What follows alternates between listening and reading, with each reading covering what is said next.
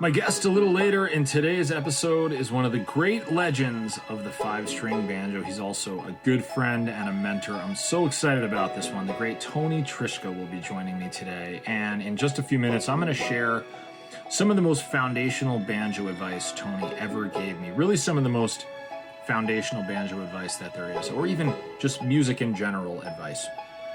Tony, of course, he is on the Mount Rushmore of the five-string banjo. He's a technical master. He's one of the great innovators of the instrument, a great composer, and in the words of the New York Times, Tony is, quote, the father of modern bluegrass. And it's true, his influence can be felt everywhere, especially in the realms of instrumental bluegrass. And if you want to check out an amazing old innovative Trischka record, check out A Robot Plane Flies Over Arkansas. That was my jam. Or check out Bluegrass Light. There are a number of these records that were really pushing every boundary that there was in acoustic music. I would say they still are pushing the boundaries harmonically, melodically, crazy grooves, crazy instrumentation. They just were completely original in every way. And at the center of this progressive tidal wave of sound is Tony's banjo, this convicted voice kind of anchoring everything, this powerful metronomic sound that in a lot of ways was really not experimental at all, right? Tony knew exactly what he was trying to do, exactly what he wanted to do. And the note choices were sometimes experimental, but the feel of the banjo was just so powerful. It was just straight as an arrow. And I loved that sound.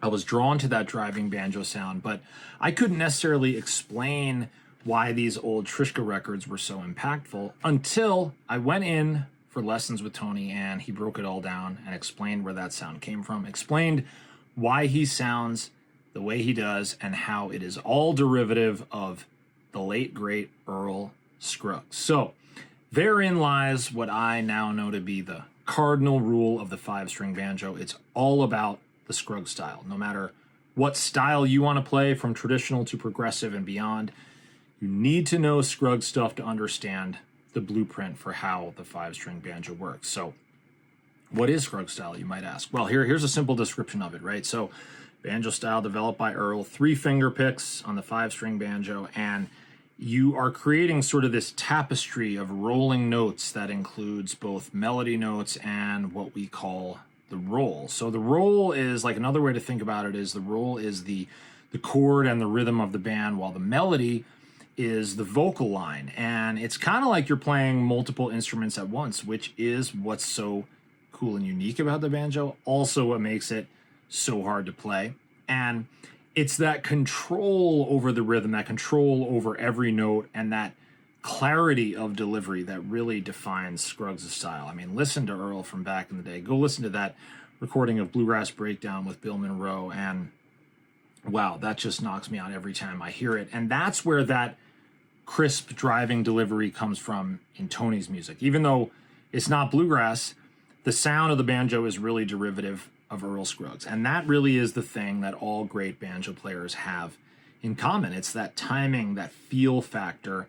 And so when I went in for lessons, I was all over the place, right? I was trying to learn Flecktone songs and Trischka licks without knowing how to play Foggy Mountain Breakdown, or without knowing much at all about Earl. And Tony really hammered that message home, and that pushed me to get deeper into Earl's playing and really fall in love with it, and really made me a better musician. So if you're just taking up the banjo, or maybe you've been playing for years and you're trying to get off that plateau, whether you play bluegrass, doesn't matter the style, digging deeper into the fundamentals of Scruggs is always a great thing. And I think the late, great Ben Eldridge said it really well. He said, to put the more progressive ideas in context, you need to learn Scruggs. So even if you're a really progressive player, Scruggs is the framework. And if you zoom out from the specific style, right, what makes it so badass? And what can we kind of extrapolate from it for the wider world of music? And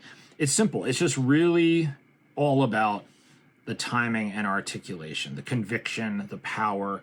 That's what makes it sound so good, and that's what makes you sound good when you play music. That's a universal factor that makes music powerful. So get out your metronomes, everybody, and get to work And thank you, Tony, for leading the way. He's a great player. One of my favorite people as well. Humble, positive. Tony is the man. And we met about 6 months after I started playing. Someone gave me Tony's number down at the old Jack Dempsey's Bluegrass Jam in New York City on the Lower East Side. I loved that scene. I couldn't believe what I had discovered. Crazy characters, jams in the front and back of this dimly lit bar. And I learned a lot about music there. And little known fact, that's actually where I met Andy Falco for the first time before I met any of the other Dusters, was at the old Jack Dempsey's Jam. That was also my connection to Tony. He is an innovator of the highest order, one of the greatest banjo players of all time, and still at the top of his game in his mid-70s. That's as inspiring as anything. He's got a killer new record called Earl Jam that features some of the biggest young guns on the bluegrass scene. Molly Tuttle's on there, Billy Strings is on there, and yet Tony shines in their presence. Let's jump ahead now to my interview with the one and only Tony Trischka. Here we go. All right, we're here on Inside the Musician's Brain, and my guest today is one of the all-time legends of the five-string banjo, and also my teacher from way back when, and my friend and mentor, Tony Trischka. Welcome to the podcast, man. Thank you, Chris. What a pleasure. An honor to be here with you. Thanks so much. Long overdue. I got to say, you've been on my list of potential guests forever, and it's great to finally connect here, and there's a lot to talk about today. I want to check in on your latest project, Earl Jam, which is super cool, but I wanted to start out by kind of going back and hearing a little bit about your origin story and some of those early records, and just to kind of like get an understanding of what was going on in the bluegrass world at that time, because it really was such a different time. But tell us first, to start out with, what was it that led you to the banjo? It was the Kingston Trio, a folk group from the early 60s when folk music was big and folk singers could get on the cover of Life magazine and things like that. The very first album I ever owned was an album called the Kingston Trio at Large. They're a very middle-of-the-road kind of a group, but and very popular. But the first song on that album was a song called MTA, and their banjo player, Dave Guard, took up solo on there. There was sort of a proto-Scruggs sort of a thing, not exactly Scruggs type, but like it. And there were 16 notes in there. It was the C7th chord that just blew me away. Okay, I got to learn how to do this. And I was already playing folk guitar, and I'd worked up a couple of Doc Watson things. This would have been around 1963. So it was a fairly easy transition to go from the guitar to the banjo, except for that weird short string there, which I still don't understand. So how long was it before that path led you to Earl? I couldn't give you an exact time frame, but I heard this picking thing, and somewhere along the line I asked someone, hey, where can I hear more of that? And they said, check out a guy named Earl Scruggs. And at that point, probably Louise Scruggs, Earl's wife, was really kind of positioning Flatt & Scruggs to be in the right place at the right time. So the album that they had just put out at that point was called Folk Songs of Our Land, even though it was bluegrass. But they did a Woody Guthrie tune on there and some other things that were maybe a little folkier.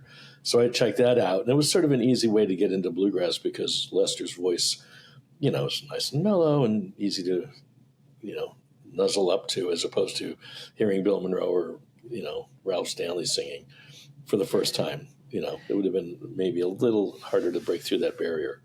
It was an interesting thing how I actually just finished rereading that great Bill Monroe biography, Can't You Hear Me Calling?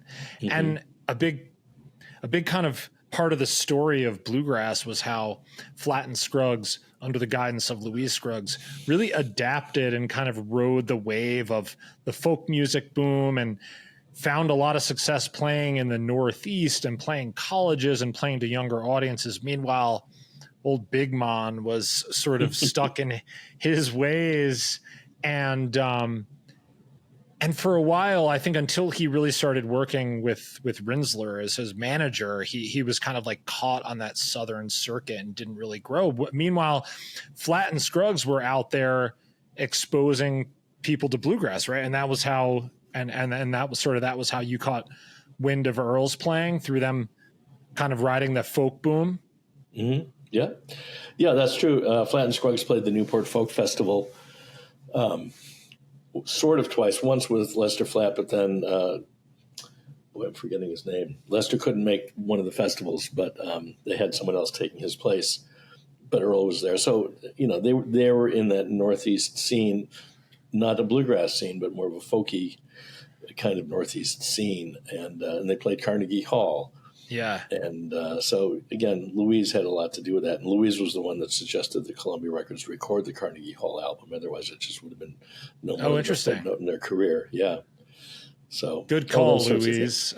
Right. And she's also the one, I think, that got them on the Beverly Hillbillies. At least they put out, everyone wanted to hear that music at home, but there was no recording of it. So Louise called Columbia Records and said, let's go record the Ballad of Judd Clampett with Lester singing it, and Earl, of course. And it went to number one on the country charts, thanks to Louise. So she really had a whole lot to do with spreading the message and the gospel of Flat Scruggs. So Kingston Trio and then Flat and Scruggs.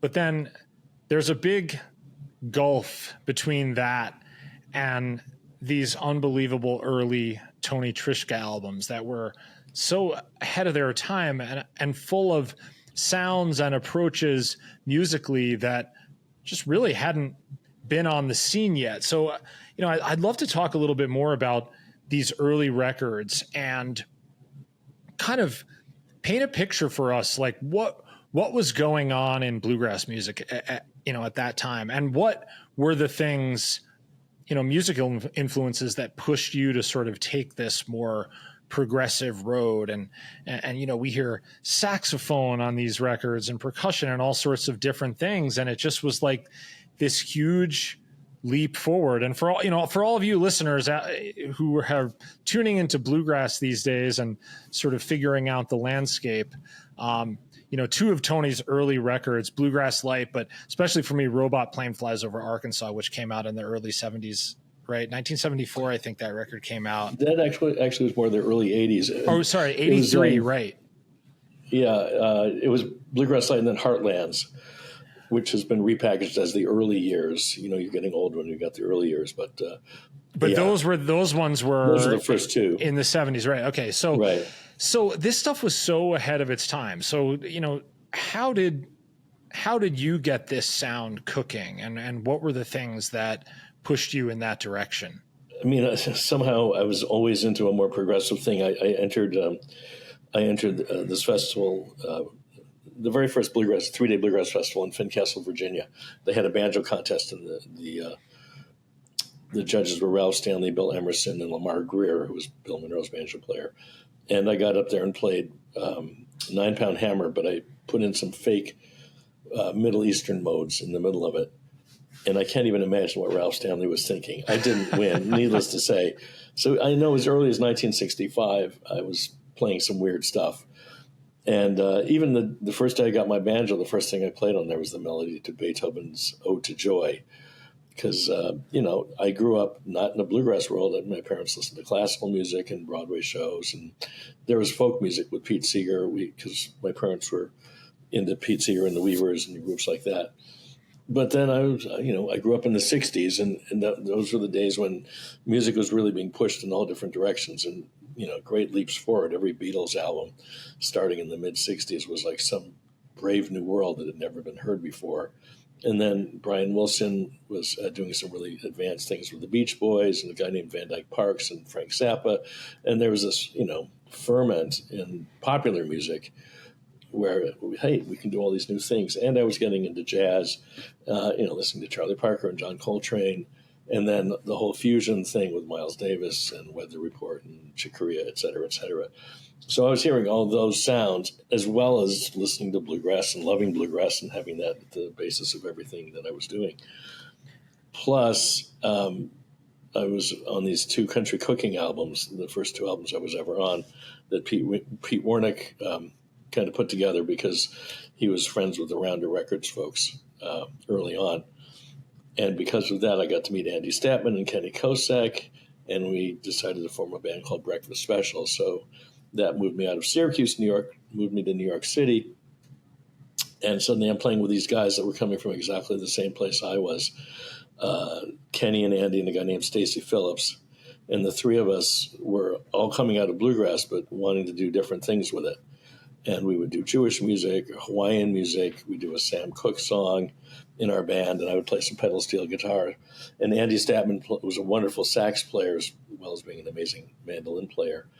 So when it came to time to do my first record, and I owe it to Pete Warnick because we had done the country cooking albums, and I had been writing some tunes, and Pete talked around her and said, hey, you should let Tony do an album.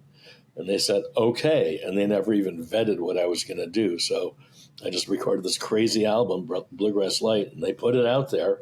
And, the bluegrass periodicals were none too, they didn't take kindly to it, shall we say.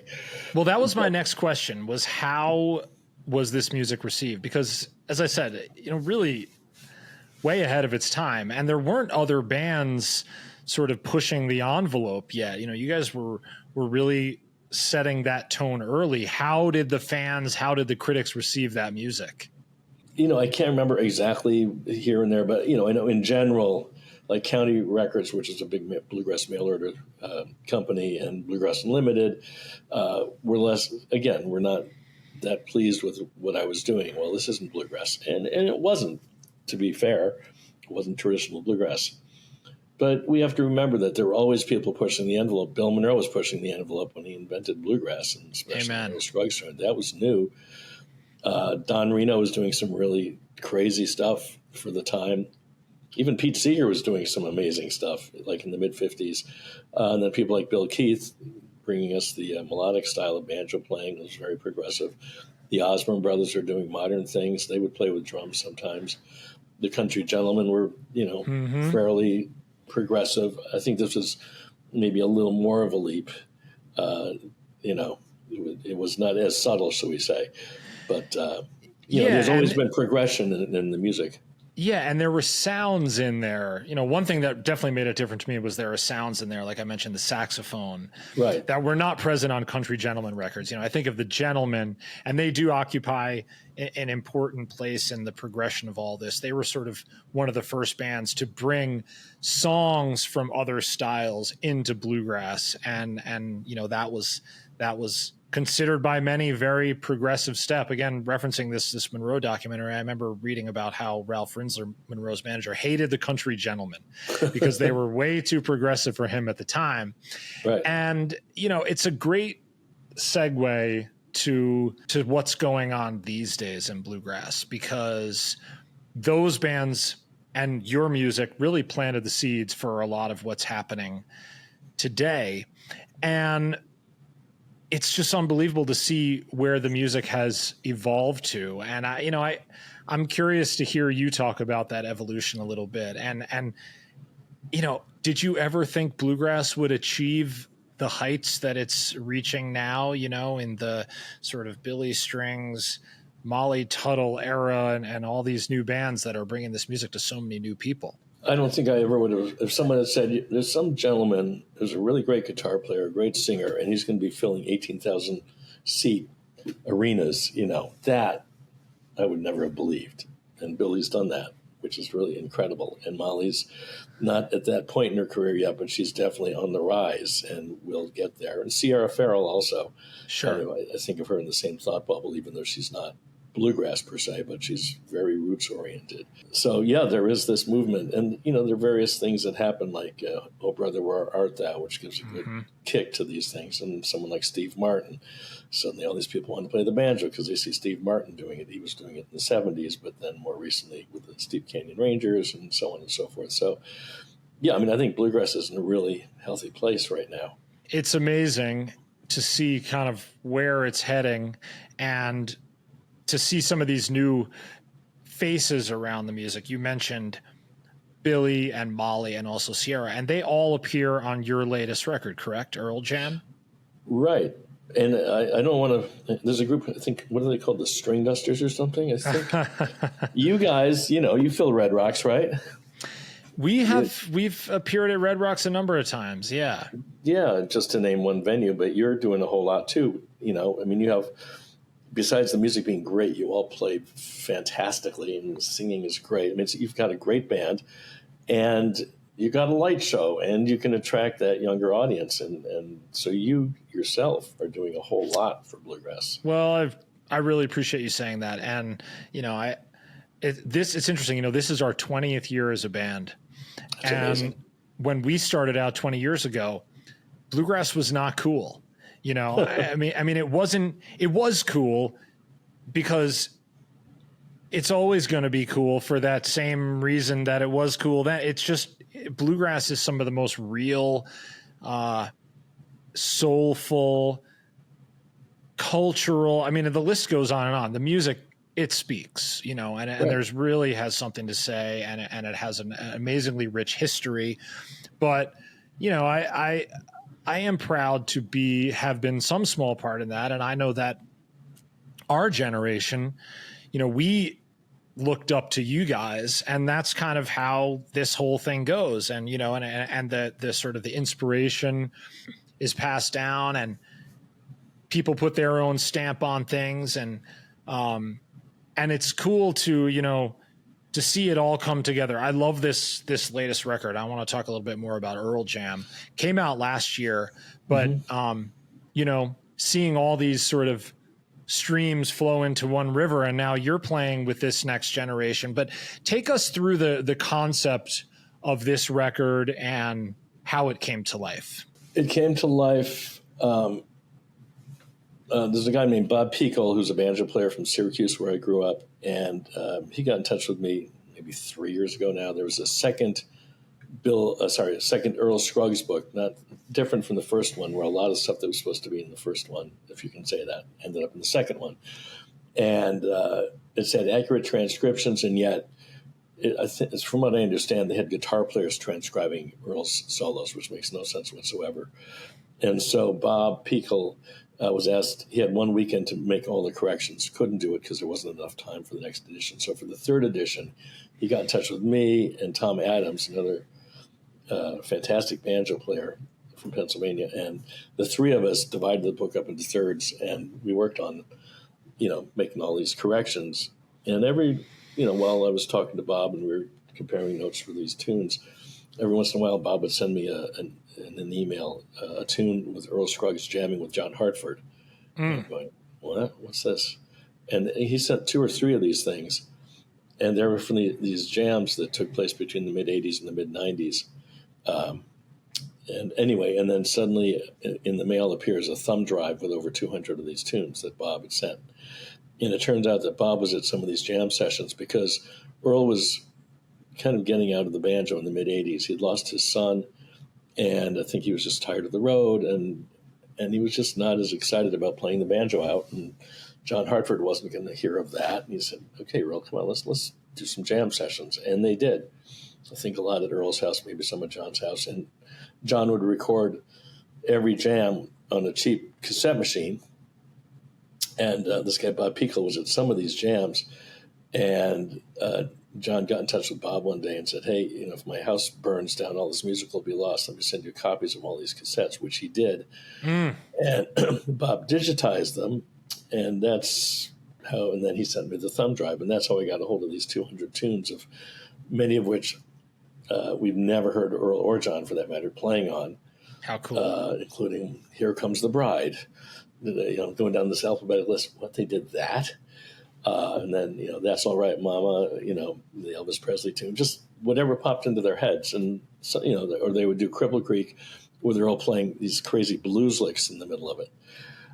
So there's this wealth of information, musical information, Earl doing things we'd never heard him do before, coming up with these crazy endings just off the top of his head, just so exciting to me. And so I started transcribing these and slowing its things down to half speed, and transcribing them into banjo tablature. And I started thinking, well, these recordings will probably never see the light of day, which they won't, at least not from my hands. And so why don't I record an album where every solo that I take will be note for note what Earl did in these jams. And so that's how Earl Jam 1 came to pass. And I found out recently from Bob Carlin, wonderful clawhammer player from North Carolina these days, who was in John's band in his last years.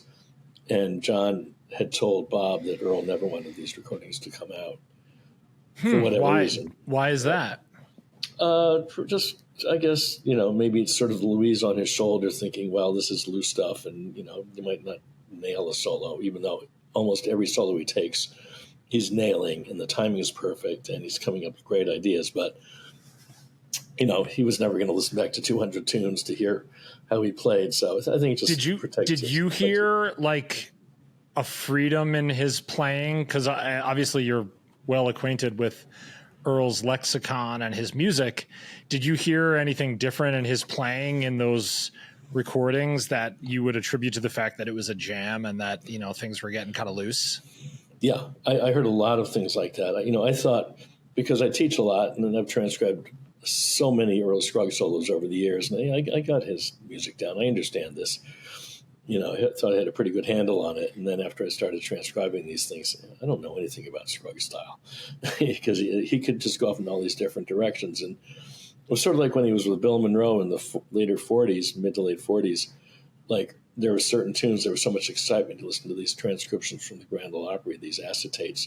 And Monroe lets Earl take every solo on a tune because it was so exciting. And that's kind of what happened in these jam sessions. Mostly it's John and Earl. John always playing fiddle, at least in every tune I've heard. And John would kick off a tune, then he'd let Earl take 2 solos in a row or 3 solos in a row. And they would start permeating and changing, and he would do, again, like blues licks in Cripple Creek or whatever. So there's a lot of new information to be checking out in these recordings. Yeah. Some of which is ending up in these Earl Jam albums. It was always so cool to me to hear new little Earl-isms, kind of, you listen to his playing, and in a way it seems so formulaic, and obviously he plays the melody, and he plays the melody amidst these rolls. But then there are these shots of creativity in there that you almost wouldn't expect, or at least I know that was sort of when I was getting more into listening to Earl's playing, because when I came in for lessons with you, I remember, I had only been playing banjo for a few months, and you were sort of like, well, have you checked out, Fireball Mail? And no, I hadn't checked out Fireball Mail. And that was sort of like, the thing that really helped me understand, okay, this stuff Earl's playing really contains all the information that you need to learn how the mechanics of the banjo work. But even amidst that, he just had this like raw creativity that would pop out every now and that was just like so cool. Yeah, I mean, even when you listen to the old tunes, there's things like Farewell Blues, which is in the key of C, and I think his last solo, he's playing a C sharp against the C, half a step above. It's like, what? And this was like in 1949 or 50, and he was just a young Turk at that point, and he's doing really creative stuff even then. Seriously, and creative, and I also remember, I don't know if you recommended that I check it out, but the Martha White video stuff, I remember discovering. I think maybe it was Bill Evans who hipped me to that. Yeah, that was later after our lessons, I think. That was later, yeah. But I remember watching that stuff, and there's just this effortlessness to what he did, and whereas when you hear the recordings, oh my gosh, it's like so powerful, and the breakneck speeds and all this, and there's a great lesson in this. You see him play on these recordings, and he looks half asleep, like he's not even trying back there, but the notes are coming out just like on the grid. It's like unbelievably perfect. Yeah, well, I think it's also his attitude towards playing music.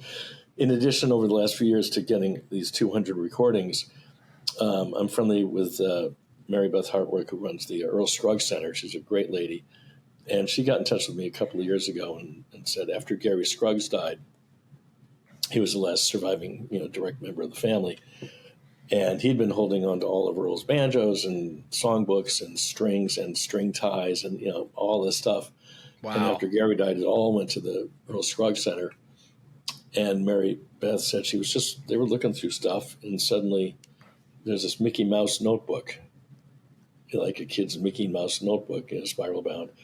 And she opens it up, and there are 60 pages of Earl's writings in his own handwriting telling about his childhood and playing with Bill, auditioning for Bill Monroe. Like a journal. It's like a journal, yeah. It wasn't like an Wow. autobiography. And Mary Beth thinks maybe it was when they did the first Earl Scruggs book. And they said, theoretically, they said, Earl, would you write down some ideas about your past so we can put it into the book? But there are only like 3 pages in the book, and they may not have used any of that. But there's an incredible insight into his life. And I'm saying this because one thing he talks about is when he first started playing his first band when he was a kid, he would notice that the other guys he was playing were very serious. And he was thinking, no, you should smile when you're playing music because you love playing music. And so you see him in these Martha White videos, and he just has this kind of very pleasant smile on his face. He looks out at the camera when he's taking a solo, and there's a little bit of smile. He looks like he's having a good time, as opposed to like Ralph Stanley or myself, for that matter. We're very serious when we play, but Earl just kind of looked out and just had a very beatific smile on his face. Man, great reminder to not take it all too seriously. And it's true, the bluegrass world, I know I felt that when we were, just emerging as a band. The bluegrass world could, viewed through a certain lens, seem like a very serious place to be, and everybody wanted to hear the music played a certain way. And I feel like a lot of that has changed. I feel like things have really evolved now. And I feel like the more traditional side of the bluegrass world and the traditional fans, more specifically, have come to accept some of these more modern strains of the music. I don't know, that's my observation anyway. What do you think about that? I think, they're the traditional bands and they're the more progressive bands. I feel like a lot of those battles have been won, that things are a little more open-minded in both ways. Of course, I'm in the middle of doing Earl Scruggs thing right now, so I've gone traditional in a lot of ways, even though I'll do one or two of my own tunes in a show. But I think, there was a real divisiveness in the late '60s and going into the '70s, and you can't have an electric bass. And the Osborne brothers were pretty progressive, really, a lot of what they did, and they plugged in at one point. And Sonny Osborne put a padlock on his resonator so no one could find out what he had for a pickup, and in case anyone. You're kidding me. No, he had a padlock on his. That's amazing. To the flange, yeah. So you couldn't get at it. But they were doing these country shows, country package shows, like with the Wilburn Brothers or Loretta Lynn and that sort of thing, and they were bringing bluegrass to a whole new audience because of Rocky Top and just some of the more progressive tunes that they were doing. So, well, you said it before, and I think it's worth repeating. The thing that got lost in that conversation about traditional versus progressive for so many years was the fact that those early cats, Monroe, Scruggs, these are the ultimate innovators. Absolutely. These guys created something out of nothing. And especially Earl. Monroe, of course, hailed as the father of bluegrass music, and he was sort of the guy who brought these different styles together, blues and the fiddle music and country. But Earl, as far as musicians go, I did a whole intro about this a few seasons ago. I can't think of anyone who there was less precedent for what they did. Like there are a few players who preceded Earl and were playing with picks and were maybe playing with 3 fingers, but his style was so refined, like right out of the gate. And he had this like perfect blueprint for how to bring bluegrass music to life on the 5-string banjo. And there's so few musicians who occupy that kind of territory. Yeah, I agree with you. Earl, I asked Earl, he played with a guy named Lost John Miller before he played with Monroe. Played with him maybe for 6 months out of Knoxville, Tennessee. And I said, "What was your style back there with him?" He said, "Oh, I was basically the same as it was when I was with Monroe." And he was playing Dear Old Dixie and Sally Gooden when he went to play with Bill Monroe. Those were his audition tunes. So but going back to Monroe for a second. Monroe was experimenting. He didn't have a banjo in the band when he did his first Bluegrass Boys recordings for RCA, I think in 1940 in Atlanta. And of course, because of World War II, there were no recordings going on for a few years.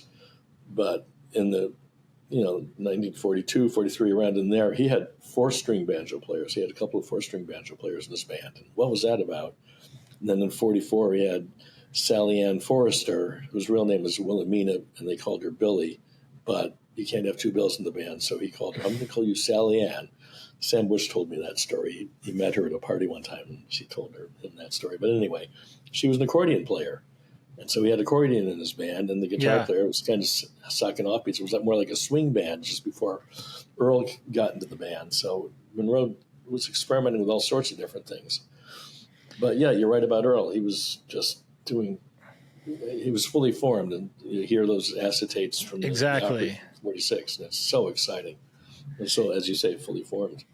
Yeah, I think the story goes that even Lester was against having a banjo player in the band, just because, again, there's no precedent for what this guy can do.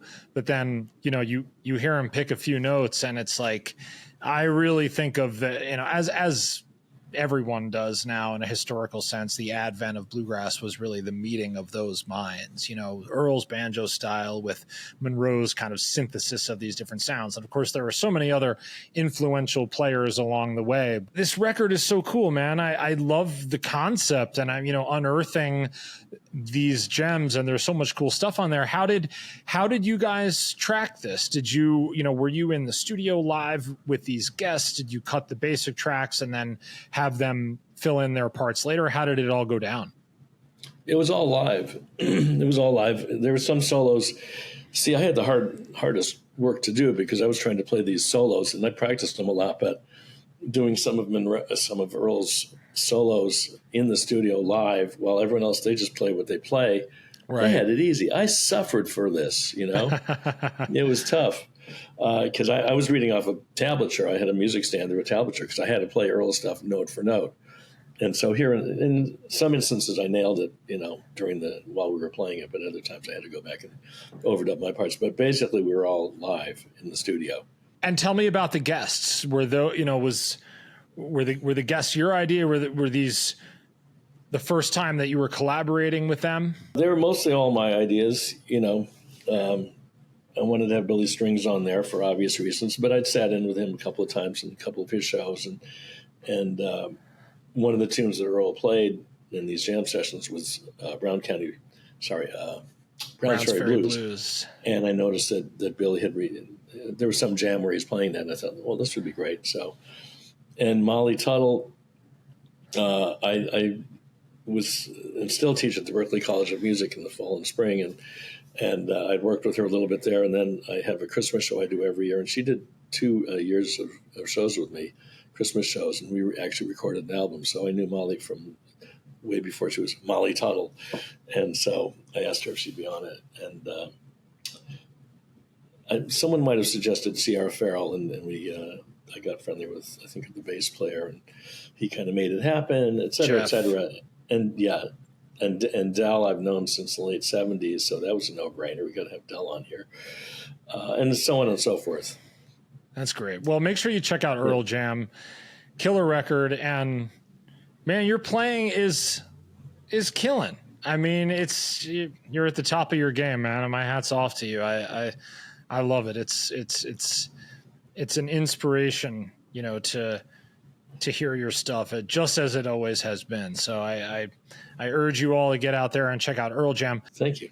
Let's shift gears a little bit and talk about artist works and some different things about learning the banjo and music in general, just because I know that there are a lot of people listening who are musicians and probably a good amount of banjo players as well.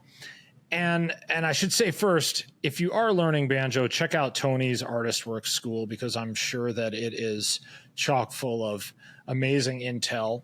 Tell us, what do you think are some of the most important things to think about when you're learning 5-string banjo, bluegrass style? What are some of the bedrock things that students need to focus on? It's funny. There's some John Hartford quote about this. So when you play the banjo, just love it. Love it to pieces. Go to bed with it. It's some quote very close to that. And that's what it was for me. It's Bale and I wrote a tune that a rap about not rap music, but some short dissertation about the banjo. The banjo, it's round, and Bela had John Hartford recite that on the Bluegrass Sessions. Yeah, the Bluegrass Sessions. Yeah. And he and I wrote this. We were playing the Birchmere, and we sat down at dinner and wrote that thing. But that's it. I mean, it's this beautiful. It's round. It's got this beautiful white head on it, and this crazy fifth string that sticks off the side. It's just just the whole vibe of it, the whole look of it, and all that chrome, all that shiny stuff. It's iconic just to look at the thing. And every once in a while, I'll look at one of my banjos. I got one right next to me here, and I'll just like, man, that's really cool. The banjo's a cool thing. I agree. But, so you got to love it. That's one thing. I've been obsessed since I was a kid, and I'm still totally obsessed. But I mean, timing, that's the main thing. Work on your timing. I wrote a beginning banjo book many years ago, and after writing it, I figured I should get other people's opinions, and I asked John Hartford, well, what would you say to a beginner? He said, timing. Timing is everything. And then I asked Bela, and he said, tell the beginner to play music that they like, play the tunes that they like. That's great advice. Because I remember when I was taking lessons, I loved almost all of it, but then I had to learn Sally Gooden, and I couldn't figure out what's the melody there, the way Earl played it. Didn't make sense to me. And so I let that drop. But the other tunes I played, and it was only, some years later that I got back into Sally Gooden and thought, oh, that's really cool. But yeah, play music you like. But timing is the main thing.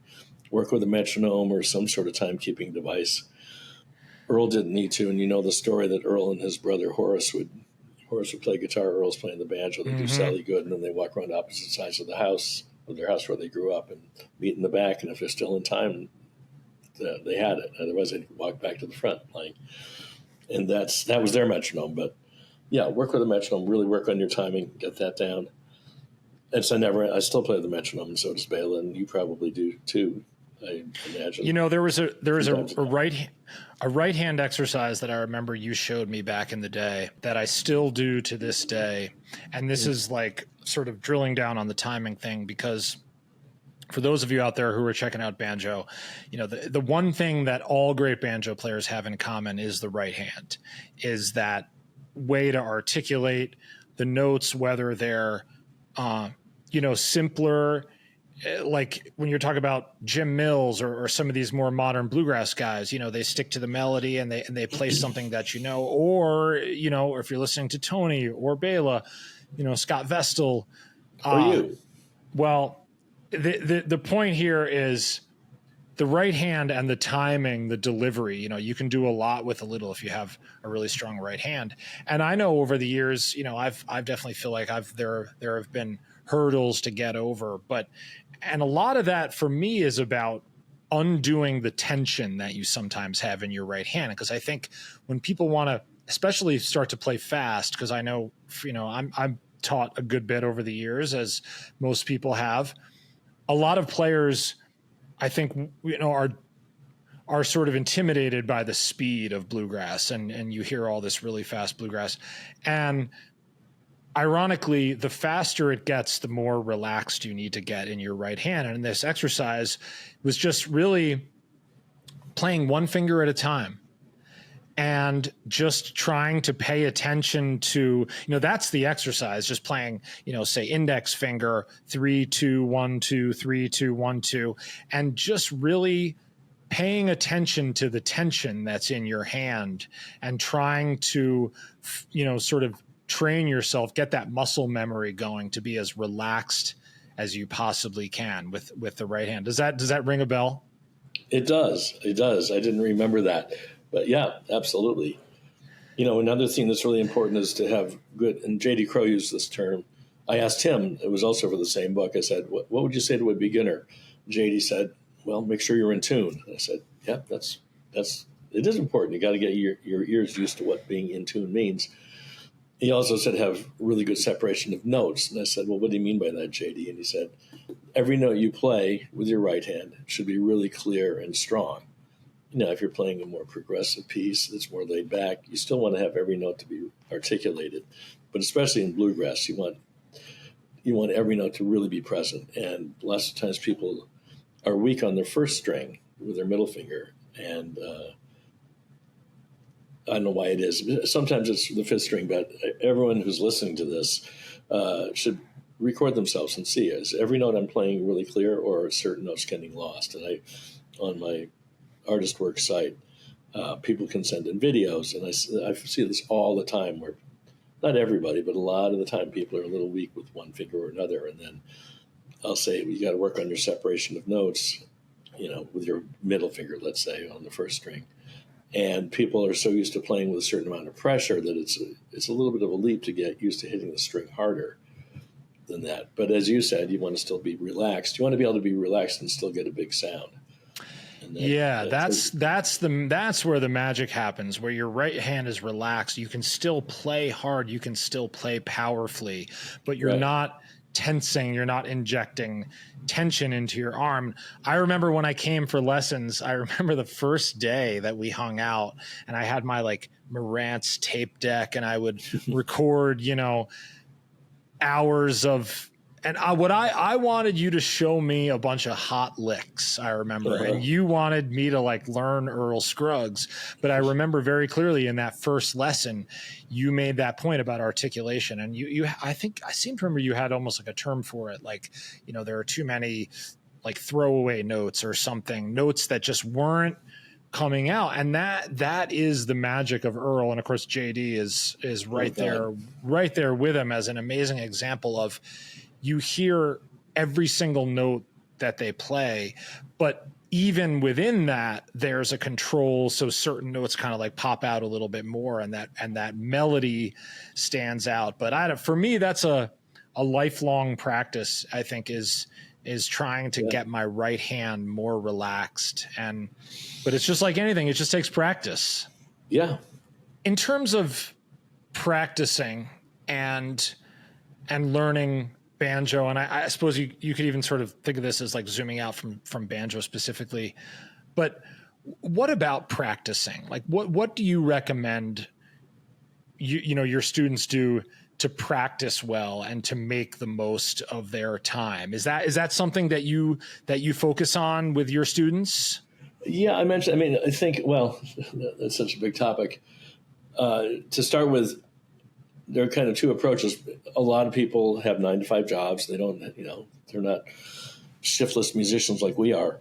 And, but basically, if you have a regular job and a family, and a lot of my students are older folks who have retired. I played the banjo when I was a kid or in college, and I'm coming back to it now. But for folks that have a regular job, you can suggest take an hour, let's say, and divide it into quarters in 15 minutes each, and maybe for the first quarter, do some warm-up exercises for the first 15 minutes, so you're not just trying to hit a tune. If there are any kind of exercises you can do, play really slowly, or just work on some slides, or whatever it might be, or work on scale patterns. Second, this is all hypothetical. Second quarter, just work on whatever your last lesson was, so you can have that up and running. And then work on the new lesson for the third quarter, whatever the new lesson is. And then the fourth quarter, just jam out, write a tune, improvise, have fun, have fun, come up with your own ideas. Yeah. And that's just, one way to look at it. And I talked to Bela about this one point, and he said what he would do was, because he doesn't just have a solid hour necessarily, he's got kids or he's got to do business or whatever, but he would just have the banjo out in the stand. And that's the other thing I would recommend. Have your banjo out, and don't have it in the case under the bed or in a closet, because you'll be much less likely to play it. Just have it sitting there so a seduction can occur, which is something that Duke Ellington talked about once passing his piano. If it's right there, you're more likely to play it. But anyway, Bela said just, he'll sit down for, I got 10 minutes. I'll sit down, I'll play for 10 minutes. And then he's busy for an hour, and then goes back for another half hour, whatever, through the day, if you have that luxury of that kind of a thing. And I've heard, classical people talk about this, that, you don't want to force yourself to play, which is, for an hour, okay, I've got an hour, but you may not be in the mood to play, but if that's all you've got. So there are two ways of looking at that. How do you warm up for a performance? It's funny. Usually it'll just be some Scruggs thing. I'll just kind of maybe play Fireball Mail, like I say, or Molson Blues, or whatever it might be, something like that. Wes Corbett, wonderful banjo player who plays with Sam Bush, Sure. he said when you first take out your banjo, first thing in the day, just play one note. Just do. Listen to it. Listen to the decay, and that's what I interviewed him for my site, and he just said, just hit one note, and just connect with your instrument that way. Which from time to time I do something like that. It's kind of a Zen thing. That's cool. And yeah, sometimes I do left hand exercises, doing hammer-ons, and because we're so focused on the right hand, but left hand, there's timing with hammer-ons, pull-offs, and slides, and that sort of thing. And I have exercises I do. Is there anything more specific to like the performance aspect that you think about, or are you sort of at a point in your career where getting up and performing is just the most normal thing ever? It's pretty normal. Just preparing psychically to walk on stage. Yeah, it's I've been performing for a long time, but I know that still is something that takes attention, and some nights you're just like totally in the zone, and other nights you're thinking a little bit more about it and maybe getting in your own way, and just trying to kind of understand that and hone that in a little bit. Yeah, well, this is not quite that, but one thing I think is it's very easy to get totally self-critical when you're playing. And I know I do it, like, oh, I fluffed that note, and I don't beat myself up about it. I've seen people do that. They play and then they just stop playing. I'm so angry at myself, but I don't do that. But I sort of just have a very subtle little grimace, or if the timing isn't right in the pocket for a moment, it's like, yeah. But I'm reading a book called Effortless Mastery by a guy named Kenny Werner. Kenny Werner. That book, yeah. Yeah.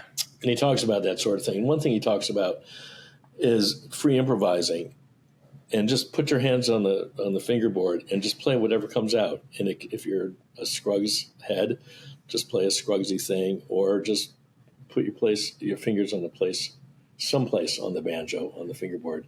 Maybe you've never been before. It's a position you don't usually use, and then start rolling, and then move one finger down, half step, or one up a fret, or whatever. Fret the fifth string, whatever comes out. And he was saying, get this attitude that every note is a beautiful note, even if it's dissonant. Every note is a beautiful note, and I'm feeling great. And just it's sort of a positive reinforcement sort of thing. And the idea, it's like a self-talk thing almost. Yeah, exactly. And since reading about that, I've been doing a lot of free improvising, which I've done in the past too. I used to do that in my shows. I would ask someone when I would do a solo show, okay, have someone in the audience give me a key to jam out in free improv. And when they started talking about F sharp and G sharp, I sort of gave up on that. But I'm doing a lot these days as sort of a warm-up. And then I find, with a metronome, and then I find when I play whatever I have to play that's more, quote, normal, it just feels better. And plus, it gives me all sorts of new ideas. I find my playing is more, I have more fresh ideas, because I did our son Sean took lessons from a drummer here in town in New Jersey. And this drummer got in touch with me one day and said, I'd like to do a gig with you and Andy Statman, three of us, banjo, mandolin, and percussion. And I booked this gig in downtown New York, Manhattan, and I want to call it free grass. We won't rehearse anything. There'll be no tunes. We're just going to get up on stage and start Tony. associating. I love it. And we did 2 45-minute sets like that, just the three of us. And we'd play for like 8 minutes, and then it would just end. And then we'd start something else, and we'd play for 3 minutes, and it would end. And it was such a great experience, because the next night I did a regular gig, and the ideas were flowing like crazy. No kidding. That's so cool. Up. So this whole idea of free association, playing freely where there are no wrong notes, and you can do no wrong. It's just, this is what's coming out in the moment. I think that. It really helps your attitude a lot. So anyway. That's cool. And, related to what Wes said, one of the coolest pieces of advice I've ever gotten on warming up and this is a thing that I'll sort of go through phases where I'm doing this, and then I'll go through phases where I forget about it. And, it's just kind of like anything that you practice. But the advice is every time you pick up your instrument, the first thing that you do, the first passage or whatever, has to be something you've never done before. And it's actually really hard to do. And it's especially hard on an instrument like the banjo that's so pattern based. We all have our sort of little licks and phrases that we always play right off the bat, or even in the majority of our playing, we have these frameworks, and this is a way to like totally blow that wide open. And to do it right off the bat, I don't know, that it's similar to what you're saying. But I'm curious, what inspired you to read the Kenny Werner book? Well, like I say, I teach at Berkeley. I do one-on-ones with students up there a few times in the fall, a few times in the spring, and he teaches there. Yeah. And I think one of my quote students do like an hour with each person, and some of them would start talking about Kenny Werner and this book, and so I checked it out. It was because of that. That's what got turned on to it. And I think I even sat in on one of his classes.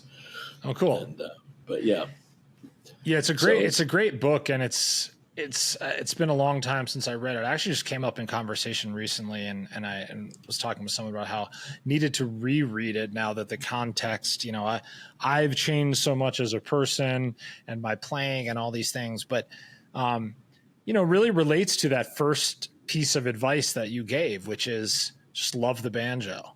Just love the music. Play the music that you love. These are such underrated things that I think slip to the wayside for me when I just get like so focused on the pursuit of being the best banjo player that I can be. Sometimes you obscure that bigger goal of finding the joy in music and connecting to the audience that way. And that's as good a guiding light as any, I think. Yeah, I was. My wife and I were just out in Durham, North Carolina, and we went to see Rhiannon Giddens. It was called Biscuits and Banjo. It was a whole weekend of workshops and a big concert in the evening. It's basically all the whole black string band tradition, which the Carolina Chocolate Drops really took and ran with. But it was a whole concert of just various, African American folks playing that kind of music. And there was a guy that I was introduced to who was playing percussion, and we went out for a bite afterwards, and I was talking to him, and he plays with Wynton Marsalis in this Lincoln Center Jazz Band. And he was saying, do you want to get better on your instrument? And I said, yeah. And he said, you got to practice. And there was a woman who was in his band who played bass. And I said, how much do you practice every day? She said, 4 hours a day. I went, wow. And I was thinking, and he said, you see, he said, imagine if we practiced 4 hours a day, how good we'd get. I don't practice nearly that much. I should, I want to, but I don't, because I'm busy with business or teaching on artist works, which, I have the banjo in my hands, but it's not like sitting down for 4 hours practicing stuff. So, the more you practice, the better you get. It all comes down to the practice. There really is no silver bullet. And I think it's worth mentioning that even this aspect of being joyful with your music is something that from time to time needs to be practiced. You need to bring your attention to these things if you're really going to progress at them. And that's why, music is just this lifelong unraveling of the mystery, and you think you're there and then you turn the corner and there's all these other things, challenges, joys, all of it. But that's, I guess, why we do what we do and why we always will. It's been such a joy talking to you today, Tony. I really appreciate you, man. I know Same here, Chris. I know that I have shared this with you many times, but you are an inspiration for the ages, man, for me and every banjo player who will ever play the 5-string. So thank you, and keep doing what you're doing, man. You're killing it. Thank you. I love you, Chris. Thank you so much. I really appreciate it. Back at you, man.